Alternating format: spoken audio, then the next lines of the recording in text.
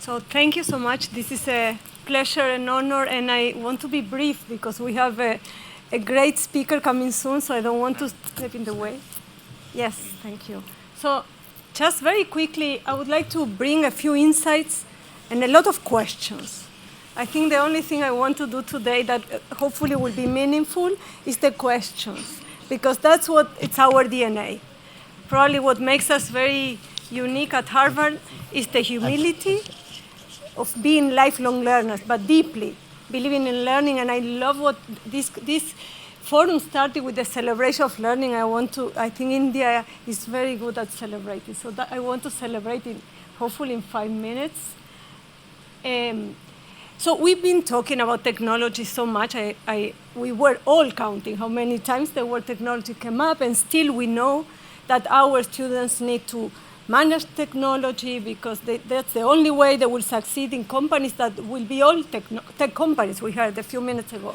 So only a small percentage of our students really master technology and are able to navigate that. So the big questions, we know what are those skills. We've been talking so much. The World Economic Forum talks about what are the skills that our students need for the future of work. This is not Harvard who says it. We know that. The thing is, the gaps still exist. And more importantly, our students need to be resilient because they will need to change very fast. I heard so many times this, and we know this will be accelerated. What I want to introduce, and very quickly, and leave you with some questions at the end, is a framework we've been working on for a couple of years now, and combining the research of years and years at HBS, at HBR, our thought leadership, and we came up with a framework that hopefully will help us understand, not only understand, the first step is always understanding, but address those gaps. And we call it our HBR leadership profile. All these leadership capabilities are just the first step. We know them, and then what? What we believe is the key is to slice those capabilities into little pieces that we can address. Actually, what happened on the way, this is just a little bit anecdotal because it will require more time to explain. When we started to do that, we discovered that there were things that were not capabilities and were not skills.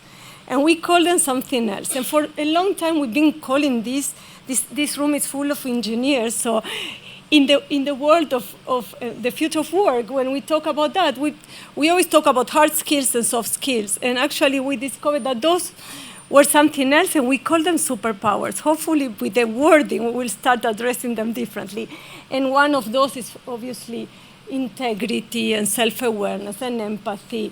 And those things that we know, when we know someone that inspires us, we probably know a leader that possesses them. But let me go to the framework that I was referring to. The idea we try to do is to double-click on the capabilities, double-click on the skills, double-click on them, and go to the micro skills. And what do we mean with that? Actually, this is just an example of one capability. And hopefully one day we can continue this conversation, we can share more information about that. Just wanted to leave you with some insights here because I have like 5 minutes.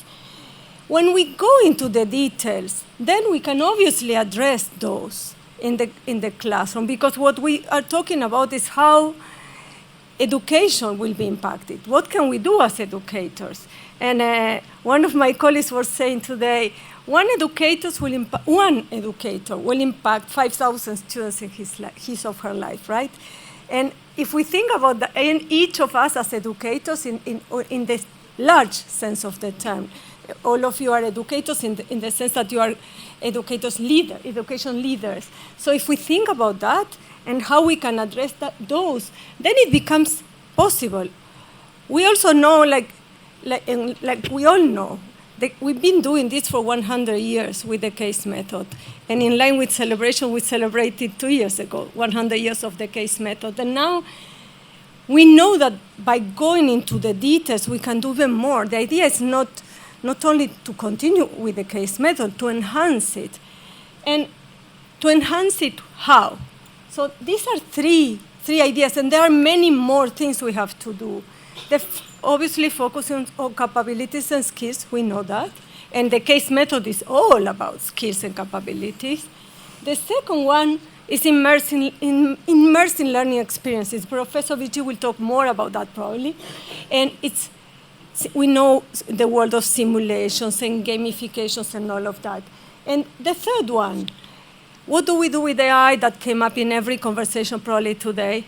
And our invitation is to embrace AI with curiosity and a sense of experimentation, both from the educator perspective and the student's perspective. AI is there.